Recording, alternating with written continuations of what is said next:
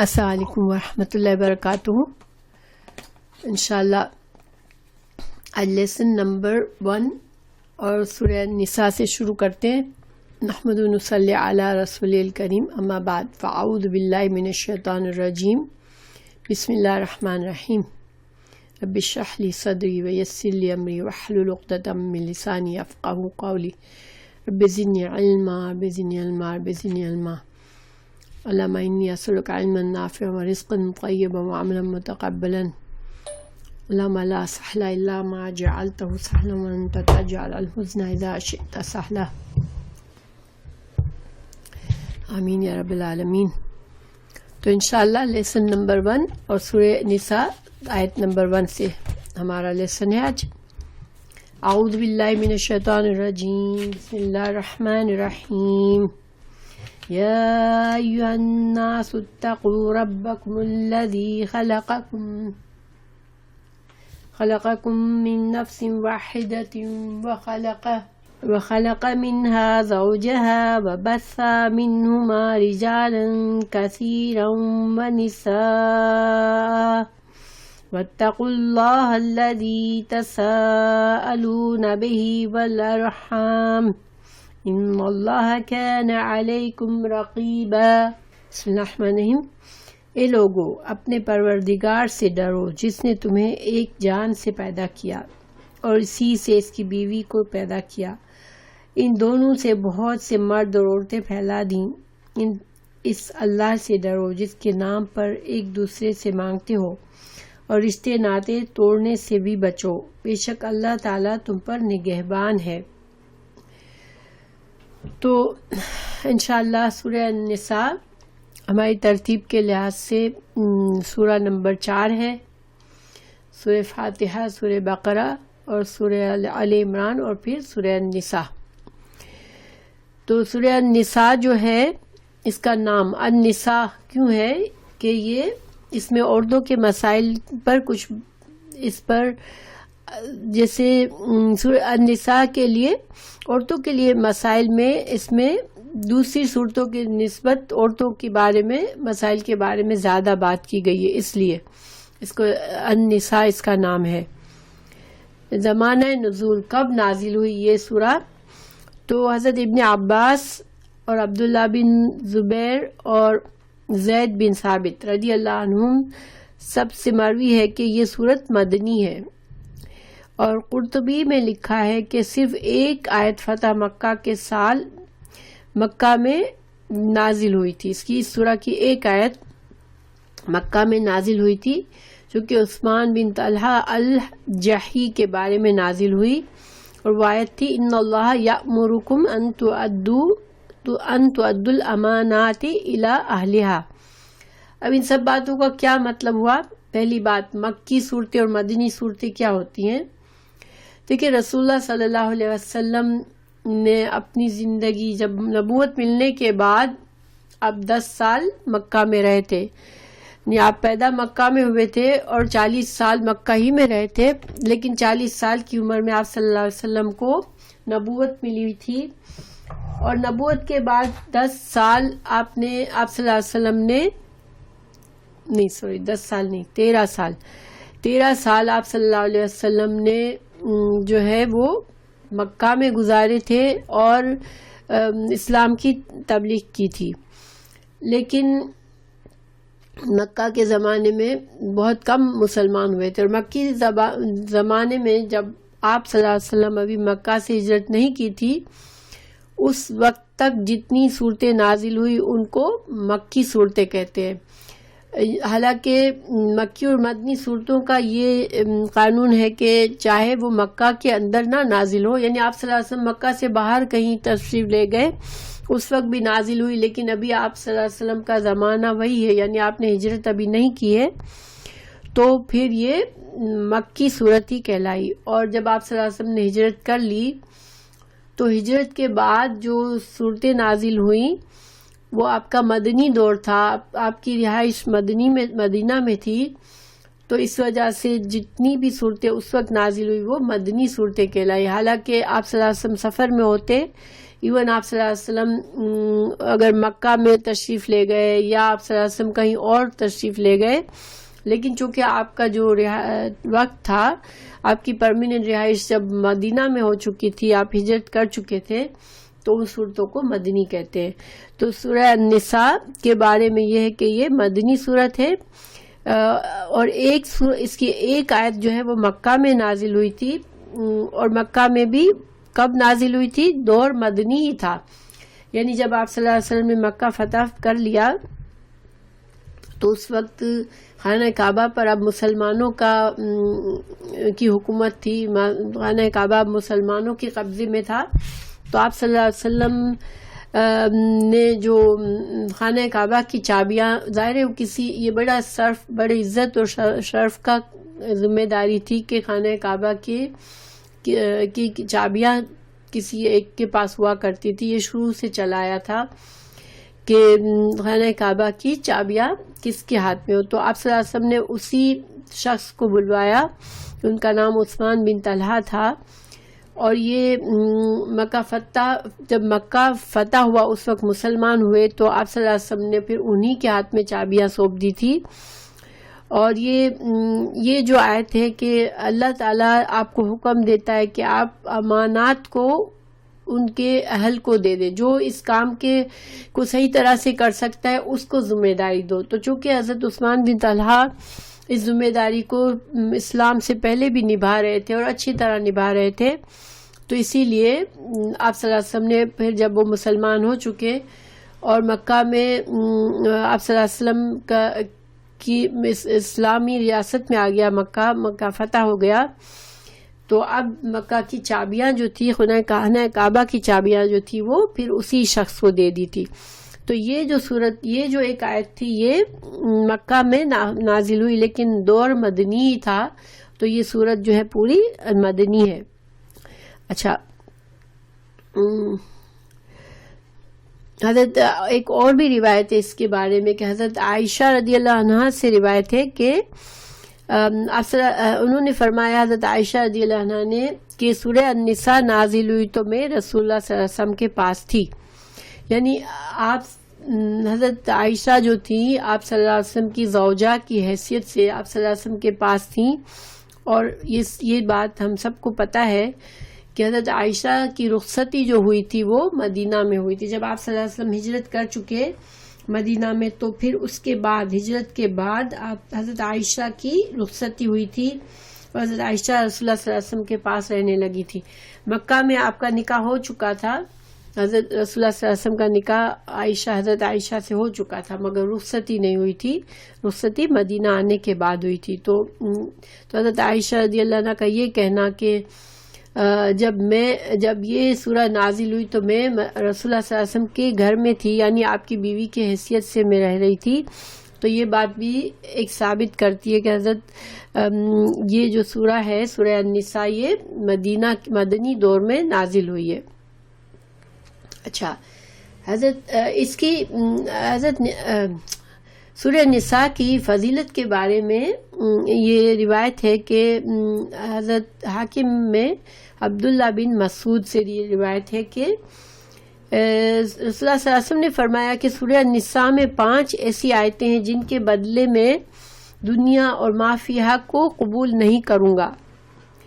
اور دوسری روایت ہے حضرت عبدالرزاق نے ان سے روایت ہے کہ سورۃ النساء میں 5 ایسی آیتیں ہیں جو میرے نزدیک پوری دنیا سے زیادہ محبوب ہیں۔ تو گویا رسول اللہ صلی اللہ علیہ وسلم کو 5 آیتیں ایسی نازل ہوئی ہیں اس سورہ کے اندر جو آپ صلی اللہ علیہ وسلم کو بہت زیادہ محبوب تھی، کہ آپ صلی اللہ علیہ وسلم کہتے کہ ساری دنیا کی نعمتوں سے زیادہ مجھے بڑی نعمت ہے یہ 5 آیتیں۔ تو یہ 5 آیات کون سی تھیں؟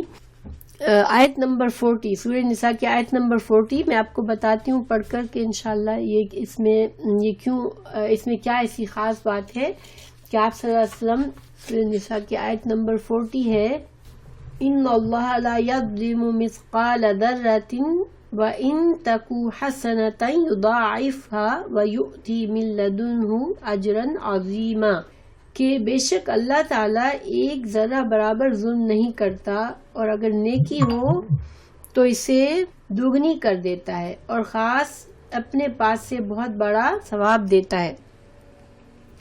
تو یہ آیت آپ صلی اللہ علیہ وسلم کو، ان 5 آیات میں سے جو آپ صلی اللہ علیہ وسلم کو بہت محبوب ہیں، تو اگر ہم غور کریں تو یہاں پر اللہ سبحانہ تعالیٰ نے خوشخبری دی ہے نا مسلمانوں کو، کہ اللہ تعالیٰ جو ہے وہ بندوں پر ظلم نہیں کرتا۔ یعنی اگر بندہ نیکی کرتا ہے تو اللہ سبحانہ تعالیٰ اس کو بہت زیادہ اپنی طرف سے اس نیکی کا اجر و ثواب بڑھا دیتا ہے، لیکن جب گناہ کرتا ہے تو پھر گناہ اللہ سبحانہ تعالیٰ معاف بھی فرما دیتا ہے اگر کوئی توبہ کرے تو، اور اگر گناہ معاف، ایسے گناہ ہے بڑے جس کی سزا قرآن اور سنت میں موجود ہے، تو پھر اس کی سزا اگر ملے گی بھی تو گناہ کی سزا صرف گناہ کے برابر ہوگی، ایک گناہ کی سزا ایک گناہ کے برابر۔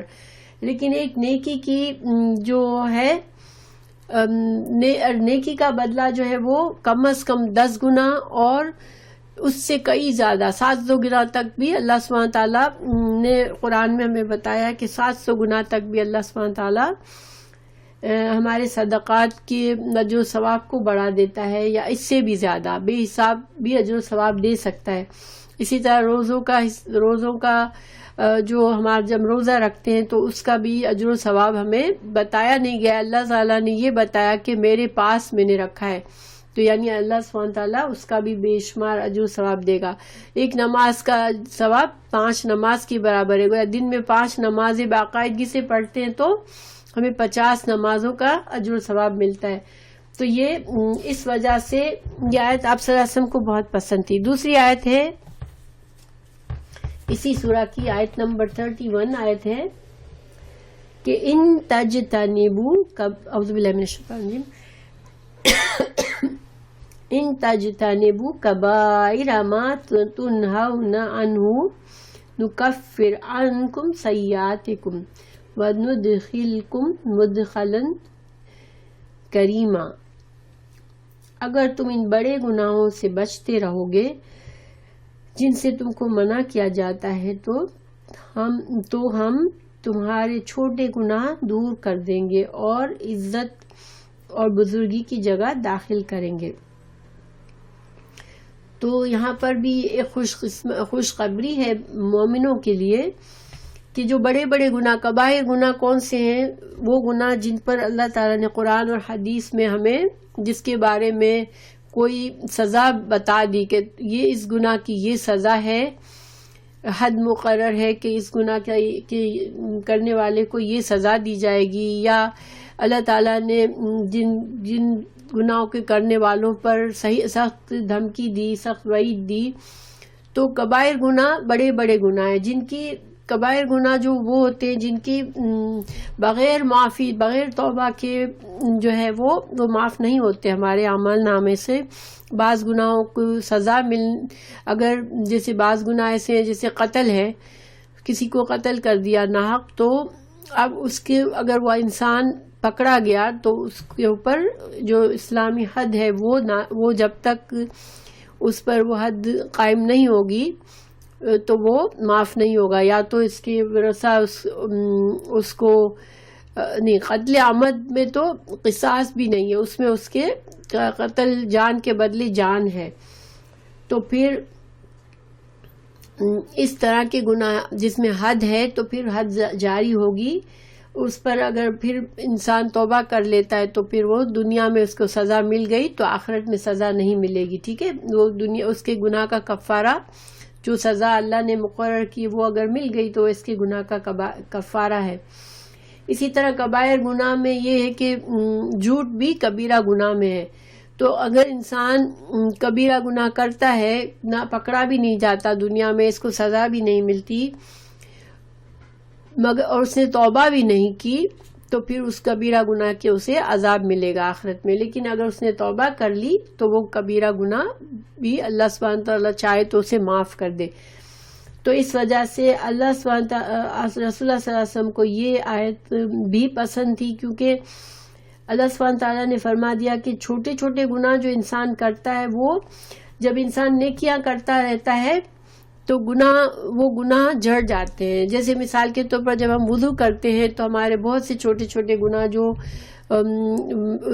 پہلی نماز 2 نمازوں کے بیچ میں ہم نے کیے ہوتے ہیں وہ معاف ہو جاتے ہیں. اسی طرح بہت سے ایسے اللہ سبحانہ تعالیٰ نے اعمال بتائے ہیں کہ یہ کرنے سے ہمارے گناہ معاف ہو جاتے ہیں. حج کرتے ہیں تو انسان سارے گناہ معاف ہو جاتے ہیں، حج سے اس کے تمام گناہ صاف ہو جاتے ہیں. اسی طرح عمرہ کرنے سے، اسی طرح رمضان کے روزے رکھنے سے، یعنی کہ اللہ سبحانہ تعالیٰ نے بہت سے ایسے اعمال بتائے ہم کو کہ اگر ہم وہ کر لیں تو ہمارے بہت سے گناہ، ایون ہم توبہ نہیں بھی کریں، ہمیں پتہ بھی نہیں ہم نے گناہ کیے ہیں یا بھول گئے ہیں، لیکن اللہ سبحانہ تعالیٰ ان گناہوں کو معاف فرما دیتا ہے.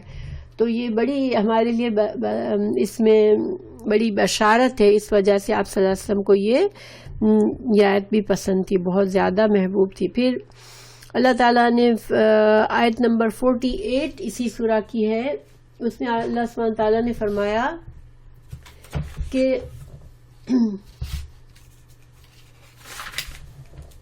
آیت نمبر 48 میں ہے کہ ان اللہ لا یغفر ان یشرک بہ ویغفر ما دون ذلک لمن یشاء ومن یشرک باللہ فقد افترى اثما عظیما. اب اللہ سبحانہ تعالیٰ نے یہاں پر یہ فرمایا کہ سوائے شرک کے باقی جو بھی گناہ ہے وہ معاف کر سکتا ہے اللہ چاہے تو. ٹھیک ہے، اب شرک کا ایسا گناہ ہے کہ اگر شرک کی حالت میں انسان مر جاتا ہے تو وہ جہنم میں جائے گا. لیکن شرک بھی اگر شرک کرنے کے بعد بھی اگر اخلاص کے ساتھ انسان توبہ کر لیتا ہے، موت سے پہلے فرشتوں جب موت کے فرشتے نظر آئے اس سے پہلے انسان اخلاص سے توبہ کر کے اپنی اصلاح کر لیتا ہے تو اللہ سبحانہ تعالیٰ شرک کا گناہ بھی معاف فرما دیتے ہیں. تو لیکن یہ ساری ابھی تک یہ تینوں جو ایسی آیات ہیں جو کہ اللہ سبحانہ تعالیٰ کی رحمت اس سے ہمیں پتہ چلتی ہے. اسی طرح اللہ سبحانہ تعالیٰ آیت نمبر 64 بھی ہے. 64 جو ہے اس میں کیا فرمایا اللہ سبحانہ تعالیٰ نے، ہم دیکھتے ہیں کہ وما ارسلنا، اللہ تعالیٰ نے فرمایا وَلَوْ أَنَّهُمْ إِذْ ظَلَمُوا أَنفُسَهُمْ جَاءُوكَ فَاسْتَغْفَرُوا اللَّهَ وَاسْتَغْفَرَ لَهُمُ الرَّسُولُ لَوَجَدُوا اللَّهَ تَوَّابًا رَحِيمًا. تو اس میں بھی اللہ تعالیٰ کی رحمت اور مغفرت ہے کہ جب انسان آپ صلی اللہ علیہ وسلم کے زمانے میں جن لوگوں نے بہت گناہ کیے، ظلم کیے، شرک کیا، اب وہ لوگ اگر خود بھی استغفار کر لیں اور اللہ رسول اللہ صلی اللہ علیہ وسلم سے بھی ریکویسٹ کریں کہ آپ بھی ان کے لیے معافی مانگیں، اللہ سے ان کے لیے مغفرت کی دعا کریں، تو اللہ سبحانہ تعالیٰ جو ہے وہ تواب الرحیم ہے، اللہ معاف کر دے گا. پھر آیت نمبر 110 ہے جس میں اللہ تعالیٰ نے فرمایا وَمَن يَعْمَلْ سُوءًا أَوْ يَظْلِمْ نَفْسَهُ ثُمَّ يَسْتَغْفِرِ اللَّهَ یجد اللہ غفور الرحیم. جو شخص کوئی برائی کرے یا اپنی جان پر ظلم کر لے پھر اللہ سے استغفار کرے تو وہ اللہ کو بخشنے والا مہربان پائے گا. تو گویا کہ یہ ساری کی ساری آیات میں کیا ہے، اللہ سبحانہ تعالیٰ کی رحمت اور مغفرت کا بتایا گیا ہے کہ اللہ تعالیٰ کتنا مہربان ہے. اور اسی وجہ سے رسول اللہ صلی اللہ علیہ وسلم، چونکہ آپ صلی اللہ علیہ وسلم کو اپنی امت کی بہت فکر تھی اور ان سب آیت میں اللہ کی رحمت اور مغفرت کا ذکر ہے، تو آپ صلی اللہ علیہ وسلم اس وجہ سے ان آیت سے بہت محبت کرتے تھے. اللہ سبحانہ تعالیٰ ہم کو بھی شکر گزار بنائے کہ اتنا ہم سے اللہ سبحانہ تعالیٰ اتنا ہم سے پیار کرتا ہے تو ہم بھی کوتاہی نہ کریں، اپنے گناہوں پر ہم ضد نہ کریں کہ اس اصرار نہ کریں، جمے نہ رہیں، بلکہ جیسے ہی احساس ہو کہ گناہ کیا ہے فوراً اللہ سے توبہ کر لے اور اللہ سے کبھی مایوس نہ ہو. بڑے سے بڑا گناہ بھی ہو جائے تو اللہ سبحانہ تعالیٰ سے مایوس، اللہ کی رحمت اور مغفرت سے کبھی بندہ مایوس نہ ہو، بس اللہ کی طرف اخلاص سے پلٹ آئے، دعا کرے، اپنے لیے مغفرت کی دعا کرے اور اپنی اصلاح کر لے، توبہ کر لے، تو انشاءاللہ اللہ تعالیٰ اس کو معاف فرما دے گا. تو اب یہ تو تھی سورہ النساء کی فضیلت میں یہ باتیں تھی کہ ایک ہی سورت کے اندر اتنی ساری رحمت اور مغفرت کی آیات، اسی وجہ سے اس آیت میں رحمت ہے جیسے ہمارے لیے. تو انشاءاللہ ہم اب آگے بڑھتے ہیں. اب آج کی جو آیت ہے آیت نمبر 1 پہ آتے ہیں. یا ایھا الناس، اے لوگو. اللہ سبحانہ تعالیٰ نے تمام انسانوں کو مخاطب کیا ہے یہاں پر. اے لوگو اتقو، تقوی اختیار کرو. ربکم، اپنے رب سے. الذی، اس ذات نے. خلقکم، جس نے پیدا کیا تم کو. من نفس، ایک جان سے. واحدۃ، ایک نفس سے پیدا کیا تم کو. حضرت آدم علیہ السلام ہمارے تمام انسانیت کے باپ ہیں. وخلق منہا، اور اسی نفس سے. زوجہا، اس کا جوڑا پیدا کیا. حضرت حوا علیہ السلام کو بھی پیدا کیا حضرت آدم علیہ السلام کی نفس سے، یعنی کہ اسی جنس سے. ٹھیک ہے، یعنی وہ بھی انسان کی جنس سے اللہ نے ان کے لیے جوڑا پیدا کیا.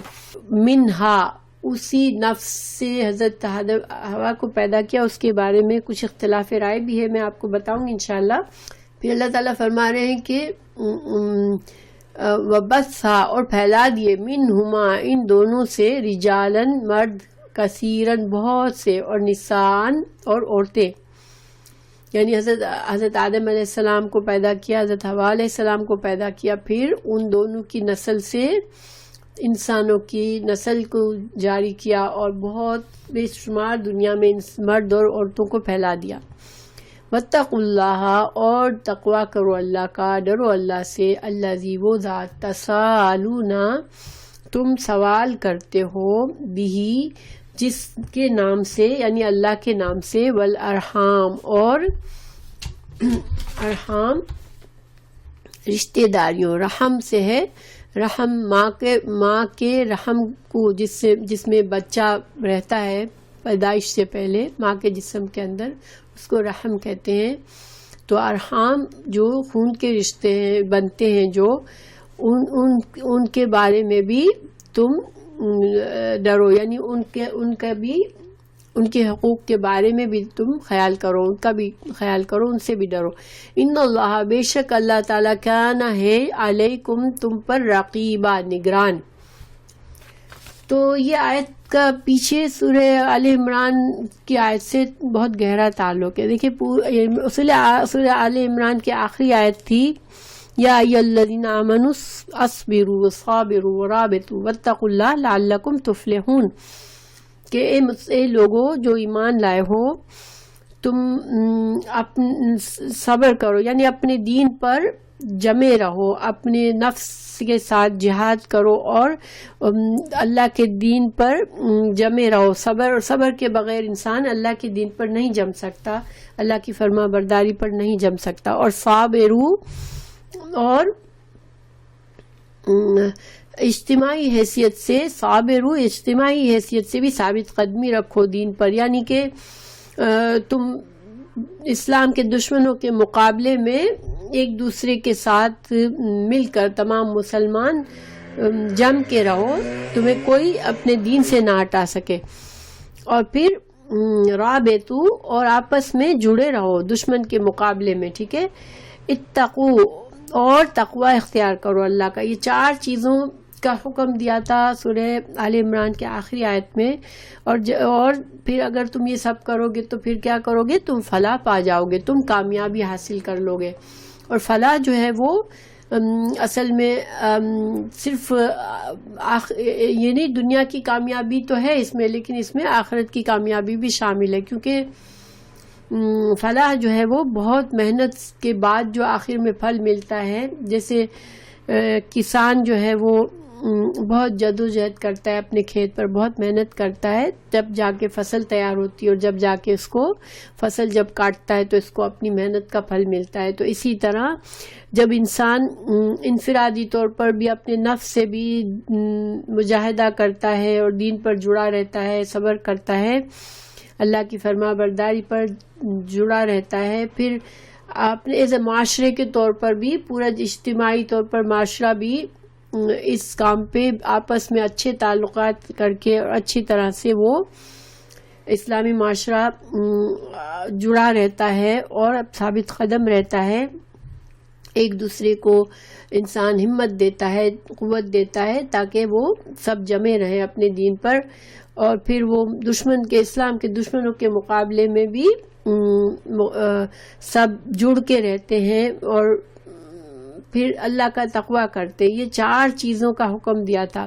اور سورہ آل عمران کے بارے میں نے آپ لوگوں کو بتایا تھا کہ اس میں بہت سی ایسی مسلمانوں کو نصیحتیں آئی ہیں جس سے مسلمان اجتماعی طور پر آپس میں بہت زیادہ اچھا معاشرہ قائم کر سکتے ہیں. اجتماعی کمزوریوں کو دور کرنے کے لیے بہت سی نصیحتیں ہیں کہ اس جنگ احد کے بارے میں بتا کر مسلمانوں کو بہت سی ایسی نصیحتیں کی گئی ہیں جس سے مسلمانوں کا معاشرہ مضبوط رہے تاکہ دشمن ان کو ہلا نہ سکے.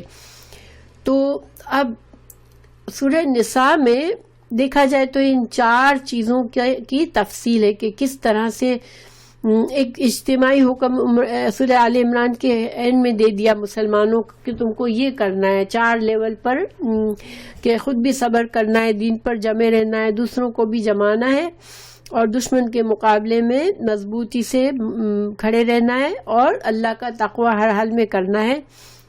تو اب ان کی تفصیلات آ رہی ہے، ٹھیک ہے. اس میں اب ہم کو ہر لیول پر بتایا جائے گا سورہ نساء میں کہ کس طرح سے یہ ہو سکتا ہے. دیکھیں ایک معاشرہ کس طرح مضبوط بن سکتا ہے جبکہ معاشرے میں ایک دوسرے کے حقوق کا خیال کیا جائے گا. جس معاشرے میں کمزور لوگوں کا بھی اتنا ہی خیال رکھا جائے گا، ان کے حقوق کا بھی اتنا ہی خیال رکھا جائے گا، طاقتور لوگوں کے حقوق کا جس طرح سے لوگ وہ اپنے حق لے لیتے ہیں، اسی طرح کمزوروں کا بھی حق ادا کیا جائے گا، تو وہ معاشرہ جو ہے وہ مضبوط بنے گا. ٹھیک ہے. تو اب اس وجہ سے اب جو ہمیں نصیحتیں آئیں گی، جو احکامات آئیں گے، وہ سارے ایسے ہیں جو اسلام کے معاشرے کو بلڈ کریں گے، ایک معاشرے سے خرابیاں دور کر کے آپس میں حقوق اور فرائض کو بیلنس کریں گے. تو اب اللہ سبحانہ تعالیٰ نے جو اسٹارٹ سے ہی ہمیں کیا بتایا کہ ہمیں یہ احساس دلایا. میں اس آیت کا ترجمہ رننگ ٹرانسلیشن تو پڑھ چکی ہوں. اللہ سبحانہ تعالیٰ نے ہمیں احساس دلایا کہ تمام لوگ، صرف مسلمانوں کو نہیں بلکہ تمام انسانوں کو اللہ نے مخاطب کر کے کہا کہ تم سب کو اللہ کا تقوی کرنا ہے، کیونکہ اللہ نے تمہیں پیدا کیا ہے. اور اللہ نے کیسے پیدا کیا ہے؟ حضرت آدم علیہ السلام کو پہلے پیدا کیا، اور حضرت آدم علیہ السلام سے حوا علیہ السلام کو پیدا کیا، اور پھر ان دونوں کے جوڑے سے تمہاری نسلیں، یعنی کہ تم سب کہاں جا کے ملتے ہو؟ ایک ہی ماں باپ کی اولاد ہو، حضرت آدم علیہ السلام اور حضرت حوا کی اولادیں ہو. تو پھر تم جو ہو تقوی کیوں کرو، کس واسطے پر تقوی کرو، یہ آگے بتایا گیا کہ کیا اللہ کا ڈر تمہیں کیا کرنا ہے کہ واتقوا اللہ، اور ڈرو اللہ سے، وتساءلون بہ، تم جس کے ذریعے سوال کرتے ہو، والارحام.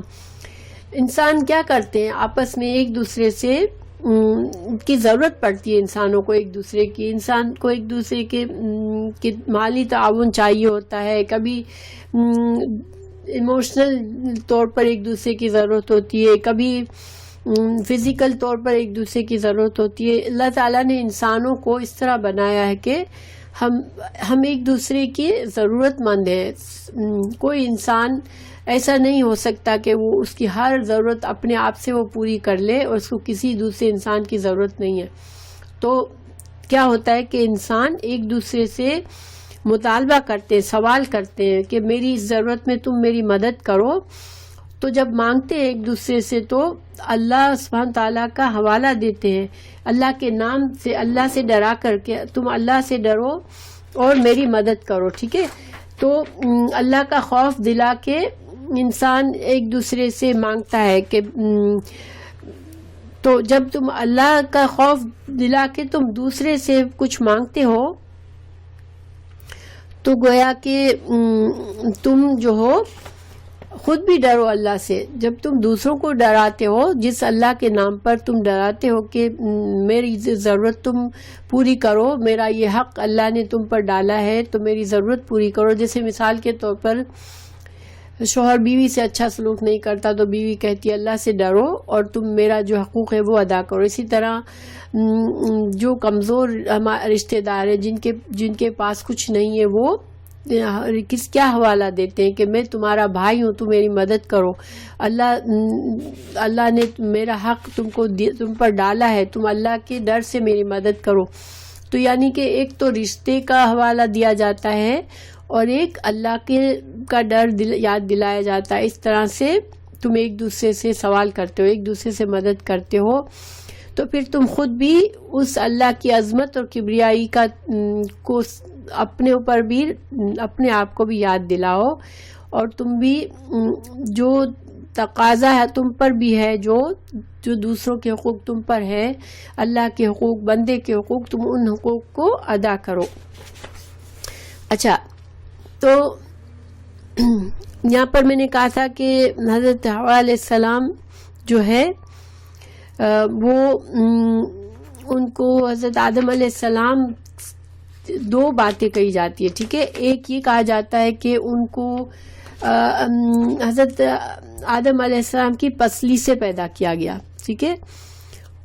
اور دوسری رائے یہ ہے کہ نہیں، پسلی سے نہیں، بلکہ ہم یہاں پر یہ مطلب ہے کہ حضرت آدم کی جنس سے ہی پیدا کیا ہے. جیسے وہ بھی مرد ہے تو مرد انسانوں کی جنس سے پیدا کیا. اور اس کی وجہ، اس کا دلیل کیا ہے اس کی، کہ اللہ تعالیٰ نے سورہ روم کی آیت نمبر 21 میں فرمایا وَمِنْ آيَاتِهِ أَنْ خَلَقَ لَكُمْ مِنْ أَنْفُسِكُمْ أَزْوَاجًا لِتَسْكُنُوا إِلَيْهَا وَجَعَلَ بَيْنَكُمْ مَوَدَّةً وَرَحْمَةً.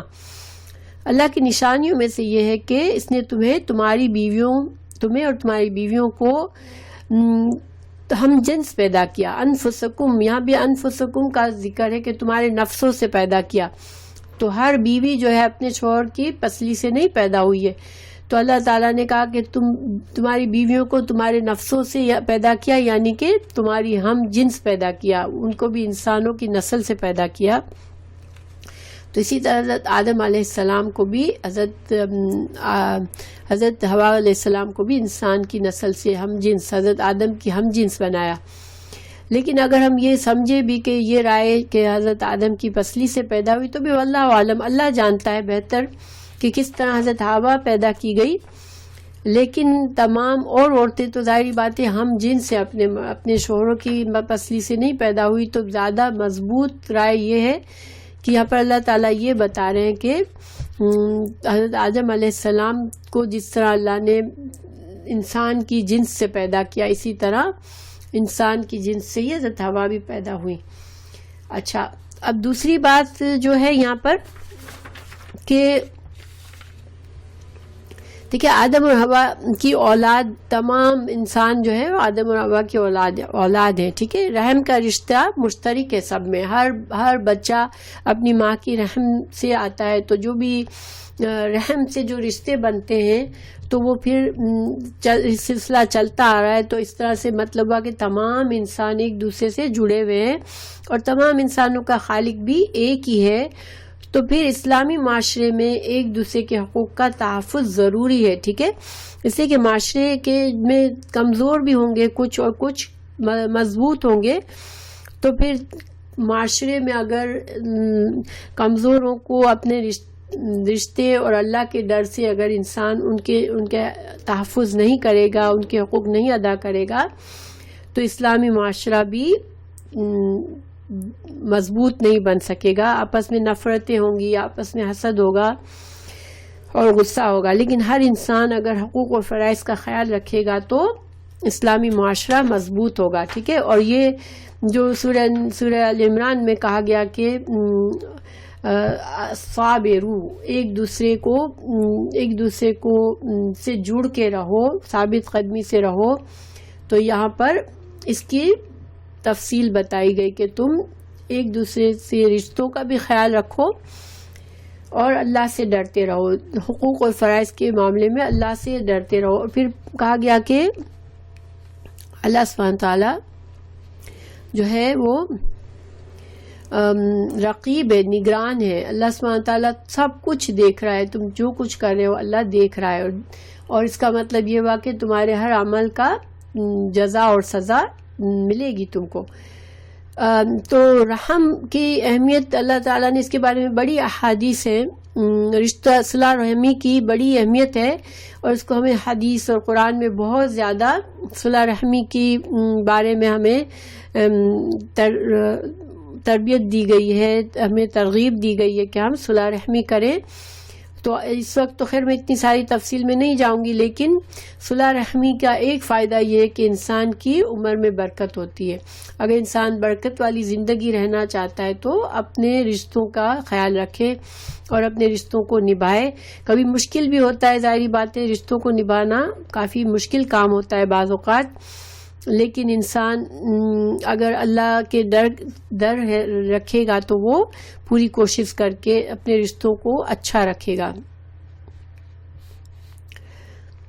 اچھا، پھر اللہ سبحانہ تعالیٰ چونکہ ہمیں دیکھ رہا ہے تو پھر ہمیں کیا چاہیے کہ ہم اپنے تمام اعمال میں، اپنے زندگی میں، اپنے دل و دماغ پر یہ بات واضح رکھ لیں ہر وقت کہ مجھے اللہ دیکھ رہا ہے. پھر اگر ہمیں یہ یقین ہوگا تو انشاءاللہ ہم جو ہے وہ اللہ کی رضا کے خلاف نہیں جائیں گے.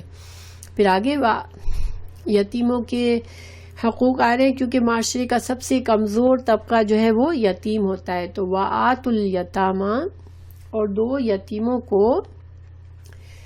اموالہم، ان کے مال، ولا تتبدلوا، اور نہ تم تبدیل کرو، الخبیثہ، خبیث یہاں گھٹیا چیز، ٹھیک ہے. خبیث کا یہاں مطلب کیا، ترجمہ کیا ہوگا، گھٹیا چیز تم نہ دو بالطیب. کہ یتیم کا مال اگر تمہاری نگرانی میں ہے تو اس کے اچھے مال کے بدلے تم اس کی جگہ گھٹیا مال سے بدل دو، ایسا نہ کرو. ولا تأکلوا، اور نہ تم کھاؤ، اموالہم، ان کے مال، الی، طرف، اموالکم، تو اپنے مال کے ساتھ ملا کر ان کا مال غصب نہ کر لو، ان کا مال کھا نہ لو، ان کے مال کی الگ سے حفاظت کرو. اگر یتیم چھوٹے ہیں تم ان کی، یتیم چھوٹا ہی ہو، یتیم جو ہے اسلام میں صرف وہ بچہ یتیم کہلاتا ہے جو بلوغت سے پہلے اس کا باپ فوت ہو جائے، ٹھیک ہے. بالغ انسان کا باپ دنیا سے رخصت ہوتا ہے تو وہ یتیم نہیں کہلاتا. اس کے بارے میں حدیث بھی ہے کہ یتیم جو ہے وہ آپ صلی اللہ علیہ وسلم نے فرمایا کہ بلوغت کے بعد یتیمی باقی نہیں رہتی، ٹھیک ہے. تو یتیم جو ہے صرف اسی وقت ہوتا ہے جب تک وہ بالغ نہیں ہوتا. تو جب بچہ جب تک بالغ نہیں ہے، اس کا مال، کوئی بھی اس کا ولی ہے جو اس کی ٹیک کیئر کر رہا ہے، وہ اس کے مال رکھ رہا ہے تو وہ اس کے مال کی حفاظت کرے، نہ تو وہ اس مال کو اپنے گھٹیا مال سے تبدیل کرے اور نہ وہ جو ہے اس کے مال کو اپنے مال میں مکس کر کے اس کا مال ختم کر دے، ٹھیک ہے. اگر ایسا کرو گے تو یہ بہت بڑا گناہ ہے، ٹھیک ہے. حوبن کبیرہ، یتیم کے مال کو کھا جانا، اس میں بددیانتی کرنا، یہ ایک بہت ہی بڑا گناہ ہے. پھر آگے اللہ نے فرمایا وَإِنْ خِفْتُمْ، اگر تم ڈرتے ہو، اللہ کے نہ تقسطوا، کہ تم انصاف نہیں کر سکو گے، فی الیتامی، یتیم بچوں کے بارے میں، ان کے حقوق کے بارے میں، فانکحوا، تو نکاح کرو، ما طابا، جو پسند آئے، لکم، تم کو، من النساء، عورتوں میں سے، مثنا، دو، ثلاثہ، تین، رباع، چار. فَإِنْ خِفْتُمْ، اور پھر اگر تم ڈرتے ہو اللہ کے نہ تعدلوا، کہ تم عدل کر سکو گے، فواحدۃ، تو پھر ایک سے ہی نکاح کرو، او یا ما ملکت، یا جن کے مالک ہوئے، ایمانکم، یعنی تمہاری جو لونڈیاں ہیں. میں پہلے کئی بار اس بات کو بتا چکی ہوں کہ اسلام میں لونڈی جو ہوتی ہے وہ یہ نہیں کہ کسی بھی عورت کو غلام بنایا جائے، اسلام سے پہلے بھی لوگوں کو غلامی کا رواج تھا. غلامی ایک بڑا کاروبار تھا، انسانوں کا کاروبار ہوتا تھا. اسلام نے اس کو ختم کیا، لیکن غلامی کی ایک صورت سے باقی رکھی ہے کہ جب مسلمان اگر کسی کافر قوم سے جنگ ہوتی ہے اور کافروں پر غلبہ آتا ہے مسلمانوں کو، تو ان کے جو جنگی قیدی جو جنگ میں آئے تھے لڑنے کے لیے، تو ان کو پھر غلام بنایا جاتا ہے، وہ چاہے مرد ہو یا عورت. اور پھر ایسے میں جو عورتیں اگر حق میں آتی ہیں ہمارے، جس کو، اور پھر ان غلاموں کو آپ صلی اللہ علیہ وسلم کے زمانے میں اور شروع کے اسلام کے زمانے میں جو جنگی فوجی تھے ان میں تقسیم کر دیا جاتا تھا، کیونکہ جنگی فوجیوں کی کوئی شروع میں کوئی تنخواہ نہیں ہوتی تھی. ان کو جو مال غنیمت یا جو لونڈی غلام ہاتھ آتے تھے اس میں سے حصہ دیا جاتا تھا. پھر وہ لونڈی جو ہوتی تھی وہ مالک کے لیے حلال اسی طرح ہوتی تھی جیسے بیوی حلال ہوتی ہے، مگر فرق یہ ہوتا تھا کہ بیوی کو کے حقوق زیادہ ہوتے ہیں. بیوی کو حق مہر دیا جاتا ہے، بیوی کے بارے میں انسان کے اوپر بہت زیادہ حقوق ہیں، فرائض ہیں، مگر لونڈی کے بارے میں کم حقوق ہے. لونڈی کے لیے مہر نہیں ہے اور لونڈی کو انسان اپنی بیوی کی طرح استعمال کر سکتا تھا. اب تو آج کے زمانے میں کوئی لونڈیوں کا سسٹم نہیں ہے، لونڈی غلام کا.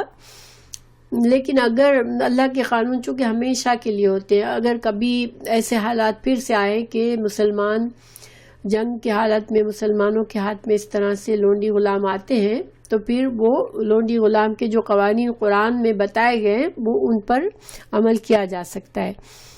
تو بہرحال یہاں پر اللہ سبحانہ تعالیٰ نے کیا مطلب ہے کہ اگر تم انصاف یتیموں کی بات کرتے کرتے یہ کیا بات آ گئی. تو یہ آیت جو ہے اصل میں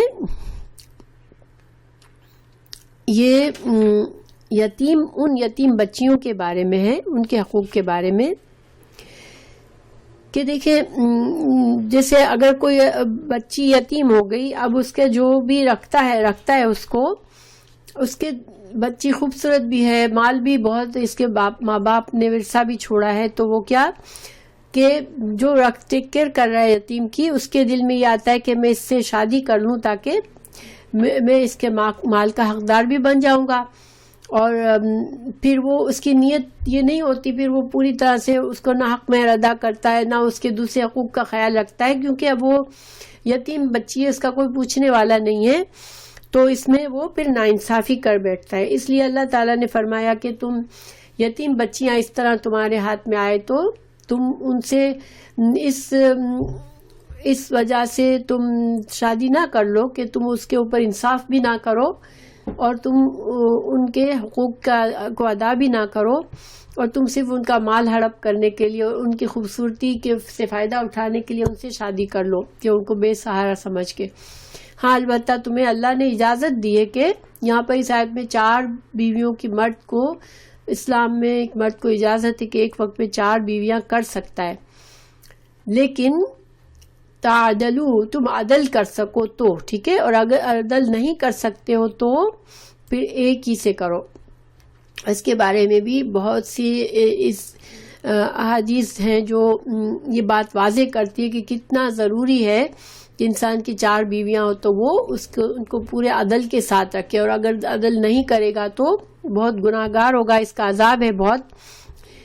تو لیکن اگر اس کے اندر صلاحیت ہے کہ 4 بیویوں کو رکھے بھی اور ان کے ساتھ عدل سے کام لے تو میکسیمم 4 الاؤڈ ہے. آپ صلی اللہ علیہ وسلم کی بیویاں 4 سے زیادہ تھی ایک وقت میں، مگر یہ آپ صلی اللہ علیہ وسلم کی خاص اجازت تھی، مگر عام مسلمانوں کی اجازت صرف 4 تک ہے، ٹھیک ہے، کہ 4 میکسیمم رکھ سکتا ہے. آگے اور عورت کے مہر جو ہے نا یہ اس کا حق ہوتا ہے. اسلام میں مہر کے بغیر شادی نکاح نہیں ہوتا. مہر جو ہے وہ ایک ضروری شرط ہے اور یہ عورت کا حق ہوتا ہے. مہر جو ہے وہ حق ہے عورت کا. یہ نہیں کہ ہمارے معاشرے میں کیا ہے کہ شرعی مہر ہے، چلو چھوٹا سا اماؤنٹ رکھ دی اور اس میں بھی پھر خود ہی شوہر یا شوہر کے گھر والوں کو دے دو. ایسا نہیں ہے. یہ عورت کا حق ہوتا ہے مہر، اور اس کے لیے مہر جو ہے وہ عورت کی رضامندی سے، عورت اور مرد کی آپس کی انڈرسٹینڈنگ سے زیادہ بھی رکھا جا سکتا ہے، کم بھی، لیکن اس میں عورت کی چوائس ہوتی ہے، عورت جو ہے وہ یہ اس کا حق ہے. ٹھیک ہے. اچھا، تو 4 کی اجازت دینے کے بعد خود اللہ تعالیٰ نے قرآن میں بھی فرمایا ہے سورہ النساء کی آیت 129 میں، اور تم ہرگز اس بات کی طاقت نہ رکھو گے کہ بیویوں کے درمیان انصاف کر سکو، اگرچہ تم اس میں اہتمام کرو، اس لیے اتنا تو کرو کہ ایک ہی طرف نہ جھک جاؤ کہ دوسری بیوی کو بیچ ادر میں لٹکا رکھو. تو یہاں پر اللہ سبحانہ تعالیٰ نے بتا دیا کہ تم انصاف تمہارے لیے کرنا بہت مشکل ہوگا، کیونکہ جذباتی طور پر انسان جو ہے کسی ایک بیوی کی طرف اس کے ایموشنز زیادہ ہیں، اس کو نیچر ملتی ہے یا کوئی بھی ایسی بات ہے کہ اس کا اٹریکشن زیادہ ہے، تو پھر انسان جو ہے ظاہری بات ہے جس کی طرف دل اس کا زیادہ جھکے گا پھر اس کو فائدے بھی زیادہ دے گا وہ. تو اللہ تعالیٰ نے وارننگ بھی دے دی کہ تمہارے لیے انصاف نہیں ہو سکے گا، اور پھر اگر ایسے میں تم نے کسی ایک بیوی کو اتنا لٹکا دیا کہ اس کو بیچاری کے کوئی حقوق نہیں ادا ہو رہے، تو یہ بہت ہی ناانصافی ہوگی اور وہ تمہارے لیے بہت خطرناک بات ہو جائے گی. اللہ تعالیٰ نے فرمایا آیت نمبر 3 ہم نے کی، وَآتُوا النِّسَاءَ، اور دو عورتوں کو صدقاتہن، ان کے مہر دو ان کو، نحلتاً خوش دلی سے، خوشگوار طریقے سے دو ان کو، اپنے دل کی خوشی سے دو، بغیر ان کے مطالبے کے، یعنی کہ بیوی 10 بار کہہ رہی ہے کہ میرا مہر کا کیا ہوگا، مجھے کب ملے گا، ایسا نہیں ہو. بغیر بیوی کے مطالبے کے عورت پر شوہر پہ فرض ہے کہ وہ بیوی کا خوش دلی کے ساتھ مہر دے دے اس کو. فَإِن طِبْنَا، اور اگر خوشی سے دے دے، یعنی بیویاں اگر اپنے دل کی خوشی سے شوہر کو مہر معاف کرتی ہیں یا کچھ حصہ معاف کرتی ہے، پورا معاف کرتی ہے جو بھی، لیکن بیوی پر کوئی دباؤ نہیں ہے، بیوی کو دل میں یہ خوف نہیں ہے کہ میں نہیں معاف کروں گی تو میرا شوہر مجھ سے اچھا سلوک نہیں کرے گا، بس بیوی اپنے دل کی خوشی سے بغیر کسی دباؤ کے، بغیر کسی ڈر سے اس کو معاف کرتی ہے، تو پھر شوہر کے اوپر پھر گناہ نہیں ہے. ورنہ شوہر جو ہے اس پر گناہ ہے کہ وہ مہر اگر نہیں ادا کرتا یا اس سے مہر چھین لیتا ہے تو اس پر گناہ ہے. لیکن اگر بیوی خوشی سے دے رہی ہے کچھ بھی اس میں سے، تو پھر کیا کرو، تم کلو فکلو ہو، تم اس کو کھاؤ، اس کو ہنین، خوش مزہ ہو کر، یعنی کہ تم کو بغیر محنت کے یہ مال مل گیا، بیوی کا حق تھا، بیوی نے تمہیں دے دیا، تو تم خوشگوار طریقے سے تم اس کو خوشی سے بغیر کسی گلٹ کے تم اس کو استعمال کر سکتے ہو. وَلَا تُؤْتُوا السُّفَهَاءَ، اور نہ دو بے وقوفوں کو، اموالکم، تمہارے مال. اموالکم یہاں پر مطلب یہ ہے کہ جب میں اس کو ابھی بتا دوں، التی، وہ جو، جعل، بنایا، اللہ نے، لکم، تمہارے لیے، قیام، زندگی کا ذریعہ، قائم رہنے کا سبب. تو یہاں پر کہا جا رہا ہے کہ جب یتیم کے مال کا ذمہ داری تم پر آئی ہے تو تم یتیم کے مال کی حفاظت کرو. ایسے نہیں کہ ابھی یتیم کو عقل نہیں ہے اور تم اس کو اس کا مال دے دیا. یہ اموالکم سے مراد یتیم کا مال ہی ہے کہ یتیم کے مال کو، اور اموالہم کہنے کے بجائے اموالکم کہا ہے، یہ اہمیت جتانے کے لیے کہ یہ تمہارے بھائی ہیں، تم آپس میں مسلمان سب بھائی بھائی ہو، تو ان کا مال کی تم اسی طرح حفاظت کرو جس طرح تم اپنے مال کی حفاظت کرتے ہو. اور جب تک یتیم بیوقوف ہے، ابھی بلوغت کو نہیں پہنچا، ابھی اس میں اتنی سمجھ عقل نہیں ہے، تو اس کو مت دو، کیونکہ یہ مال اللہ نے اس کے لیے قائم رہنے کا، زندگی قائم رہنے کا ذریعہ بنایا ہے، کیونکہ مال ہی کے ذریعے سے انسان کی ضروریات پوری ہوتی ہے. اگر یتیم بے عقلی میں اپنا مال ضائع کر بیٹھے گا تو پھر وہ فقیر بن کے پھرے گا، اس کی ذاتی ضروریات کے لیے پھر سے لوگوں اس پر ہاتھ پھیلانا پڑے گا. وَارْزُقُوهُمْ، اور رزق دو ان کو، فیہا، اس میں سے، وَاکْسُوهُمْ، اور ان کو پہناؤ کپڑا اس میں سے، وَقُولُوا، اور کہو، لَهُمْ، ان سے، قَوْلًا مَعْرُوفًا، ہاں البتہ جب تم کسی یتیم کی ٹیک کیئر کر رہے ہو تو اس کے مال میں سے تھوڑا تھوڑا اس کی ضروریات کے لیے نکال سکتے ہو، اس کے کپڑوں کے لیے، اس کے کھانے کے لیے، اور اس سے تم اچھی طرح بات کرو، اس سے معروف طریقے سے، اچھے بھلے طریقے سے اس سے بات کرو، اچھا معاملہ کرو۔ وَابْتُلُوا، اور اس کو آزما لو، الیتاما، یتیموں کو، حتیٰ یہاں تک کہ اذا، جب، بلغوا، وہ پہنچ جائے، نکاح کی عمر کو، فَإِنْ آنستم، اگر پھر پاؤ تم ان کو، تم محسوس کرو، منہم، ان میں، رشدن، سمجھ بوجھ، اہلیت، فدفعوا، تو دے دو، الیہم، ان کی طرف، اموالہم، ان کو ان کا مال پھر دے دو۔ یعنی کہ جب یتیم اس عمر کو پہنچ جائے کہ وہ اب نکاح کے قابل ہیں، یا ان کے اندر اب سمجھ ہے، یہ بلوغت کو پہنچ گئے ہیں، بالغ ہو گئے ہیں، اب یہ اپنے مال کی حفاظت کر سکتے ہیں، تو تم ان کا مال پھر ان کو دے دو، پھر بلا وجہ روک کے نہ بیٹھے رہو مگر ان کو تم آزما لو کہ ان کے اندر سمجھ ہے یا نہیں۔ بعض بچے بلوغت پر بھی بہت ہی نادان ہوتے ہیں، ان کی اتنی سمجھ نہیں ہے، اور تمہارے اندر خیر خواہی ہے، تم کو پتہ ہے کہ اس کو اگر میں اس کا مال دے دوں گا تو یہ ضائع کر بیٹھے گا، تو تم اس کو آزماؤ، ٹھیک ہے۔ فَإِنْ آنَسْتُم مِّنْهُمْ رُشْدًا فَادْفَعُوا إِلَيْهِمْ أَمْوَالَهُمْ وَلَا تَأْكُلُوهَا، اور نہ تم کھاؤ، اسراف کے ساتھ، وَبِدَارًا، اور جلدی جلدی کر کے، أَن يَكْبَرُوا، کہ وہ بڑے ہو جائیں گے، یعنی جب تک یہ بالغ نہیں ہوئے تم جلدی جلدی ان کے مال کو ہڑپ نہ کر بیٹھو، جلدی جلدی سارا ختم نہ کر دو کہ یہ بڑے ہو کر مجھ سے مطالبہ کریں، اس سے پہلے ہی سارے مال کو میں غائب کر دوں، ایسا نہ کرو۔ ومن کانا، اور جو ہو، غنی مالدار، فلیستعفف، تو پس وہ چاہیے کہ وہ پرہیزگاری سے کام لے، یعنی کہ اگر یتیم کے مال کی حفاظت میں اس کے لیے تم کچھ کر رہے ہو، تم اس ذمہ داری کو سنبھال رہے ہو، اس میں تم وقت لگا رہے ہو، تو تم اگر اللہ نے تمہیں اتنا غنی بنایا ہے کہ تم کو ضرورت نہیں ہے، تو تم اس کا معاوضہ یتیم کے مال میں سے مت لو کہ بھائی میں تو اس کے لیے کام کر رہا ہوں اس لیے میں معاوضہ لے رہا ہوں۔ ہاں اگر من کانا، اگر تم خود فقیر محتاج ہو، یا تمہارے پاس بہت خود تنگ دست ہو تم، اور تم یتیم کے مال کی ذمہ داری بھی تمہارے اوپر آ گئی ہے، تو فلیأکل، تو چاہیے کہ وہ تم لو، وہ کھائے، یعنی جو بندہ یتیم کی ٹیک کیئر کر رہا ہے وہ بالمعروف، معروف طریقے سے وہ کچھ مزدوری لے لے اپنے وقت کی، ٹھیک ہے، جو وہ یتیم کے مال کی حفاظت میں، اس کو اگر وہ کہیں کاروبار میں لگا رہا ہے تاکہ وہ بڑھ جائے، یتیم کے لیے کچھ کام ایسے کام کر رہا ہے، ذمہ داریاں پوری کر رہا ہے، تو پھر وہ خود غریب ہے تو وہ مزدوری کے طور پر معروف طریقے سے تھوڑا سا اپنی مزدوری لے لے یتیم کے مال میں سے۔ فَإِذَا دَفَعْتُمْ، پھر جب تم دے دو ان کو، إِلَيْهِمْ، ان کے لیے، أَمْوَالَهُمْ، ان کا مال، فَأَشْهِدُوا، تو گواہ بنا لو، عَلَيْهِمْ، اس پر، وَكَفَى بِاللَّهِ حَسِيبًا، اور کافی ہے اللہ حساب لینے والا۔ اور پھر جب یتیم اب بڑے ہو گئے، اب وہ اس قابل ہیں کہ وہ اپنی ذمہ داری سنبھال سکتے ہیں، تو تم گواہ سامنے بنا لو، کسی گواہ کی موجودگی میں یتیم کا سارا مال یتیم کو سونپ دو۔